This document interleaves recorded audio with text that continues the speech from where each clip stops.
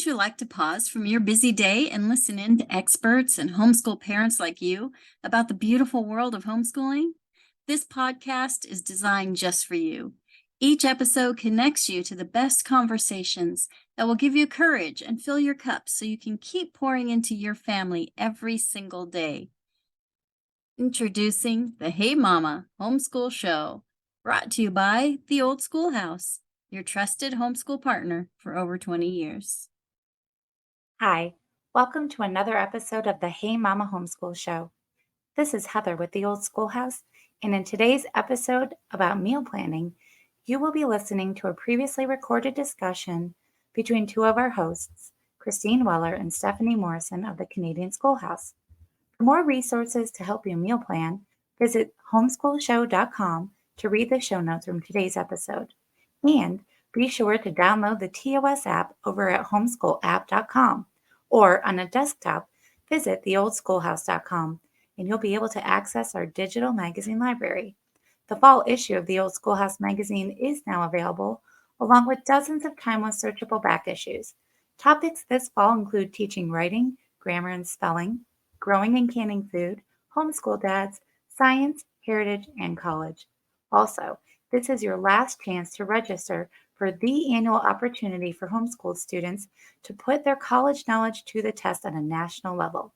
Register your student while you still can for the NAC, brought to you by the Old Schoolhouse and College Options Foundation.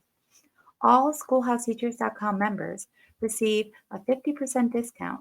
Register your 12 through 18-year-old by November 7th for the National Academic Homeschool Competition. Visit nacregistration.com, that's NAHCregistration.com, for more information. Eager to grab your discount? Schoolhouseteachers.com members can find their code in the member dashboard. If you are not a member, join today at schoolhouseteachers.com. And now for our featured content. Good. All right. So let's get into so we're focusing on, our topic is on food, just food in general. We kind of want to focus on the fitting in food and good food at that. And I'm just going to share a wee bit about my journey. I would say in the last 3 or 4 years, I have really changed the whole way I feed my family, so to speak. I've just gone, I pretty much solely make all my own bread products, like breads, buns, make English muffins a lot. I've started making crumpets, which is kind of a new thing for me. So that's really fun. So today, I was like rushing because the time just went by. But today I'm making hot cross buns, and Christine has just written an article with a hot cross bun recipe in there. So it got me like, I want to try that out. So there's a little teaser for the article is actually, if those of you watching this don't know, hot cross buns are pretty popular Easter time, and you do actually kind of cut in the bun like a little cross, and then you can put a glaze in there. I have made them before, but I haven't done the cross and the glaze. But now, since I'm pretty close to Easter, I might do that. My boys, I'm sure, will love that little extra icing on top. Yeah, always. So I do all my own breads, and I also really have changed what I kind of have a big thing about GMOs and really trying to get lots of organic products and more in my pantry. So I've just personally done that change of really spending more time in the kitchen. I'm going to say it comes down to that. I totally do spend a little bit more time in the kitchen, but I really love that time I'm spending in there. I want to say one of the other things to fitting in your food time, I can still like mix that with, so when the boys are doing learning, even just before I came on here today, came to sit at my computer, my other son was doing his literature course, and coming over to me. He's just got stuff that he needs to read out loud. So he just came over to me while I was there. And so I can still be working in the kitchen and doing that work in there and still having the boys part of that. And one of the points I made that I wanted to, sometimes it is about fitting that food time in. Sometimes we want to go to more convenient stuff. And I used to do that a lot before, when I think about, how I prepared for food for my family, even like 4 years ago, 3 years ago. And before that, I would almost always buy real convenience foods, like, the chicken nuggets and fry, like stuff I could just throw in the oven. And not that that's bad, but or pizzas. I was good for those frozen pizzas. Those are so nice and easy, right? Now I always make my own pizza now. We just had that one last night. And that's one of those fun things to do in the kitchen. So that's another thing of fitting it in, like trying to fit in kind of a fun thing, fun meals that you can do together. So share about some of the stuff you do with your kids, or that, because I think you shared, you even have, it sounded like it was a grandparent doing that with one of your kids, Christine. So share about some of those things of like joining the kids in. What do you do to join the kids in there for Well, food? you mentioned pizza, and so we are big homemade pizza fans, because nothing, a homemade pizza is so much better than the frozen one, even though the frozen one is like a lifesaver some days. So it's good to have one of those lying around in the freezer. But for the most part, they love it when they know it's pizza making time. They are, now, do all the toppings get on the pizza? Not necessarily, because they end up eating it before it actually gets on the thing. But they love it. They love, spreading the sauce and then the cheese, and then getting to pick, and trying different things. And, well, what do you think would taste good with this? So, and then you get to share what you like. Well, you know what, I really don't like this. I think this might taste good. And, oh, well, that's interesting. I didn't know you would like I don't know, pineapple and anchovies, or we don't eat anchovies here, but like, for example, that's something that, there could be something that, the whole family might like, but no one thought of it except your 5-year-old. So it's good to have them in the conversation. And whenever we go to grandma's house, she is the pro at making roti, and all of her grandkids now, like, when they come over to grandma's house, "Grandma, are you making roti?" And sometimes it's yes and sometimes it's no, and they are waiting very patiently at the counter, waiting for her to prep everything, because they're ready to. They like the rolling pin, so they like to roll it out, and she'll teach them how to. And that's their thing with grandma. So those are memories of. So I've got pictures of my boys at, I don't know, the age of 2, just with a little rolling pin, rolling away. Yeah, So really nice. Yeah, not really helping at all, but that's like starting to get helping. Right? They're actually getting pretty good with the getting it right, nice and thin, without bursting the dough. So like, she's doing something, because I don't think I would have the patience to teach them that part. Because I don't personally. We just go to grandma's house to make that one, because that's not my cup of tea. But yeah, just watching, like, when I'm seasoning meat, like, there's a difference. Like, when they see me just putting chicken nuggets in the oven, it's not very exciting. But if they see me take out chunks of meat, and I'm like, I've got the process of, like, you putting in all the seasonings and then the sauces, I'll turn around and they're just standing right behind me, just watching the whole thing. And then they start asking questions like, "Well, what are you putting on it? What else goes on here?" And I said, "Well, what do you think we should put on here? Maybe we can try this. What do you think?" And then, they'll give their opinions. And then all of a sudden we're asking questions like, "Oh, well, how come this goes on this meat and this doesn't go on that meat?" And I'm like, "Well, it's the textures and it's flavor." So yeah. Yeah, I get it. So my boys are 11 and 14, and even the both of them still are inquisitive enough to ask questions. And now, definitely 14-year-old. So there's a little, oh, I wanted to share that. Hopefully you saw that in the comments. And if I did. not, there is getting kids involved. So that's one of our articles on there, and just meal prep for every age. So just some ideas on that in that article for you to be able to get kids involved at every age. And I would say that my kids did not help out very much. And it's not that I turned them down. And if they seemed like a little bit interested, I would amuse them a little bit. But I found, especially when they're younger, that yeah, I didn't have the patience for the little. It was more some work. people do, and it's like, oh, it's like such a gift. Like I totally admire that in people who have their little kids in the kitchen, and then just showing them great ways how to work. Now they're a little bit more helpful when they're in the kitchen, and I really do delegate tasks now. I delegate whole. So there's a few whole meals. Like we're a big fan of like spaghetti and meats, or any pasta really.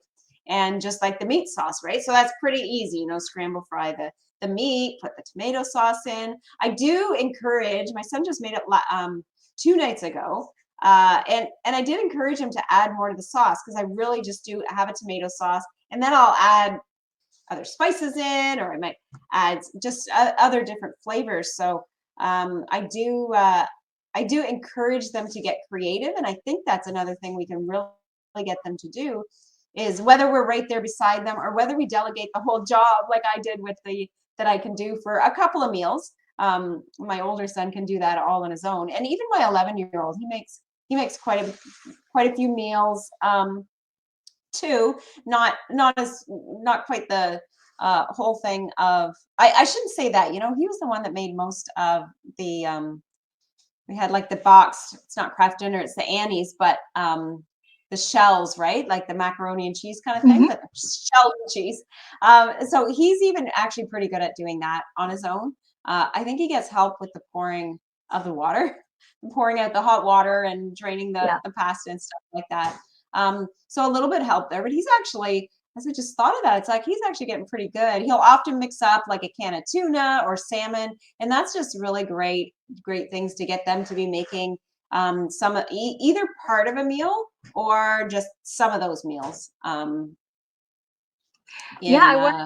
was thinking about like recipes, and for a few years we had tried out Radish Kids, and which is a subscription box. And so that kind of was an encouragement to get them involved in the kitchen too, because it was their special kit. I still had to do most of the work because they were still little, but to feel like they had, okay, this is my recipe, and just to teach them, measuring and different skills about like how to take things out of the oven, things that we may not think of. It was really good to have those little skills kind of slipped in there, like just, oven safety and how to use a knife when you're cutting vegetables and all of that stuff. So and that's an option.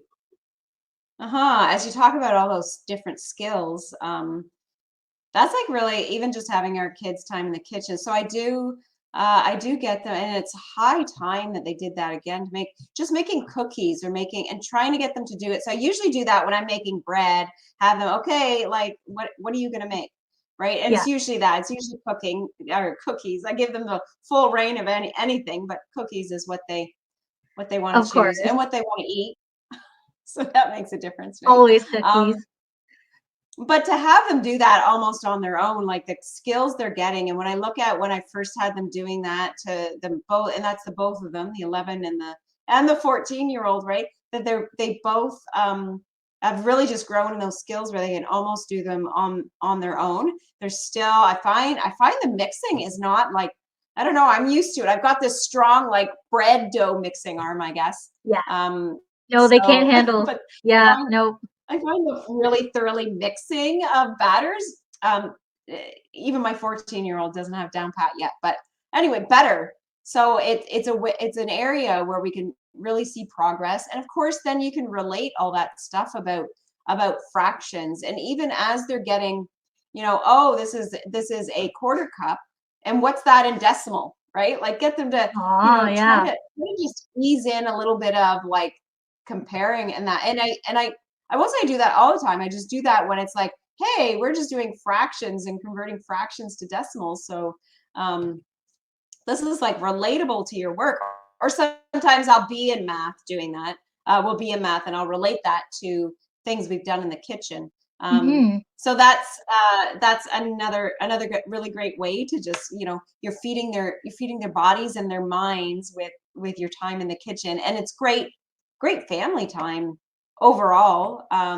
Even my husband gets in on the kitchen. He never comes in just on his own yet though, and I don't know why. But as soon as I ask him, he's there. I just in my womanly mind, I'm like looking over at him sometimes sitting on the couch, and it's like I wonder if he'll just come and offer to help in the kitchen. Anyway, I just don't Well, think he thinks of it, because he I always think it's does. just because Like, you're "Hey, come probably help." so good at what you do in the kitchen that they kind of just Uh-huh. think, well, that's your thing. So Yeah, he doesn't they want to mess kind of, that up. yeah. Uh-huh. Uh-huh. I'm a little protective of my kitchen. So like, So yeah. I thought I'd also share about so Proverbs 31. Now, I'm doing a little bit of a study. I'm actually writing an article on a few different concepts of that Proverbs 31 woman. And I just really wanted to point out some of this stuff. And I've done quite a few studies on Proverbs 31 in the past as well. And sometimes that Proverbs 31 woman is pretty, like, she doesn't seem like she's probably human, for one thing. How does she not only get into, she's into real estate, she's an entrepreneur, she's taking care of her husband really well, right? She's taking care of her kids, and any of her, it says here in 31:15, this is the one I thought just most relatable to the work we do in the kitchen, right? So she rises also while it is yet night and gives meat to her household and a portion to her maidens, right? And this rising early, and I'm actually really not a early riser. I do me like to get up neither. more than everybody else in my home, but that's pretty achievable because They everybody sleep else in my in. home, I don't I don't need to get up while it's still night, that's for sure. If anything, Right. I'm more of a night owl. And it doesn't Yeah. actually matter how late I stay up at night. There I am still up around, 7:30 or so. Um, but I wanted to point this out, not to say that, oh well, we should all be getting up a little bit earlier. Christine, I'll maybe give you a call, make sure you're up. If I start seeing the sun up, oh yeah, Christine's going to be up now, right? So she can get food on the table for her family. But I just wanted to get the concept down, and I want to feel that a little bit myself. So if you're watching, you get to hear that as I'm working out just God's word and what His will is for us as women, but is for just me personally, is that providing this food and really our family life is like that number one thing. Now I work from home doing this, and I do some other little projects as well. I'm doing work and volunteering. I of course have got more than just kitchen time to take care of a Mhm. household, right? As we all do. So we've got all these roles, and I'm really trying to embrace that all as I want to, as I talked about this change in how I feed my family. I have taken a route where it really does take more time, but I'm finding, like, just because God works that way, I am finding that even though I am spending hours in the kitchen every day, like, depending, I don't always, but I'm always in there at least 2 hours making meals and cleaning up. There's always a supper there. I'm in at least for an hour, and then just a little bit throughout the day. But because it's probably every other day, I'm making something, some kind of a bread product, or maybe I'm baking, once in a while I bake like desserts and treats too, but mostly I've delegated that to the kids. They actually do any cookies or bake stuff. But um, I'm definitely can say that some days I'm in the kitchen 4 or 5 hours a day. And it seems like unheard of. Like, how does that fit in? Okay, now I'm spending more time in the kitchen, but yet I'm still getting everything else done. And I can't really explain it besides saying that it's God. That once we really purpose to do things his way, that we seem to find time, fit that time in for stuff that's really important. And we all can definitely know from God's word that the family is important. And as a mom, and even as a homeschooling mom, because I mean, even just as a mom, we don't always have all that stuff to be able to do with the education part. But now that takes time, right? That takes a few hours in a day. Now I will admit I have my kids down to a pretty good schedule. They have a checklist that I do off for them. But I probably am still spending at least an hour, if not more. Attitudes have not been good in my house lately. Not for my younger one, but my older one. So yeah, that's been a little bit of a struggle, but that's a different topic. That's for a different live stream. But I'm finding I'm fitting it all in. So I just kind of want to say and encourage anybody that feels like I just don't have the time to make great food for my family, to make wholesome food, and to get out of that. I was in that rut. I was in that convenience food rut of, yeah, like what can we throw in the oven, and what's simple and easy to put together. And I don't do that. I don't look for simple and easy. Now I do have things down pat, and I can, even making bread, I kind of weave that into something else I'm already doing, just because I've done it so much. But it wasn't that to begin with. It seemed like it took much more time. So leave on that little note of encouragement. And for you, Christine, share, like, you can maybe close us out and share. You just got so much words of wisdom, and taking care of family and kids and working as well. Like you have just as many roles. And I think when we are doing that as homeschooling moms, and we're working from home as well, and we've got other leisure stuff. That's fun once in a while, our own leisure time. And I know you make time for all those things. So you can close us out and say the final goodbye right after some of your words and wisdom and just encouragement for all those moms out there. Well, I mean, you've pretty much covered, I think, everything that I would say. I think we're pretty similar in that regards. But yeah, it's just something like food is an essential. And so when we make the time to make that a part of our lives, because it's easy when we get busy, even if you're working outside of the home, like food kind of disappear. Like you think, because quite honestly, today I may not have lunch.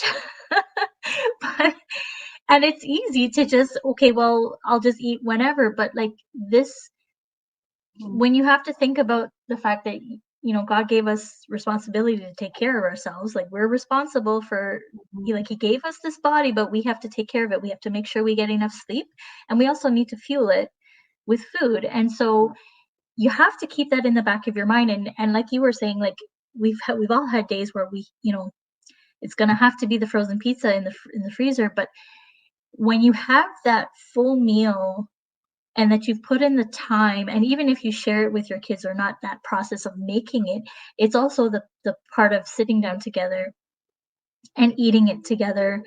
And like Yes, that's a whole bonding thing in it of itself.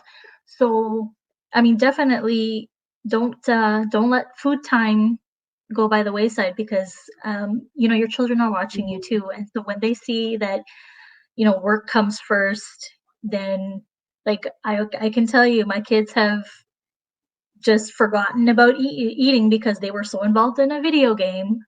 And then it's like they feel sick later because they didn't. And I said, but because you forgot to fuel your body, and that needs to come first. And so we need to model this for sure.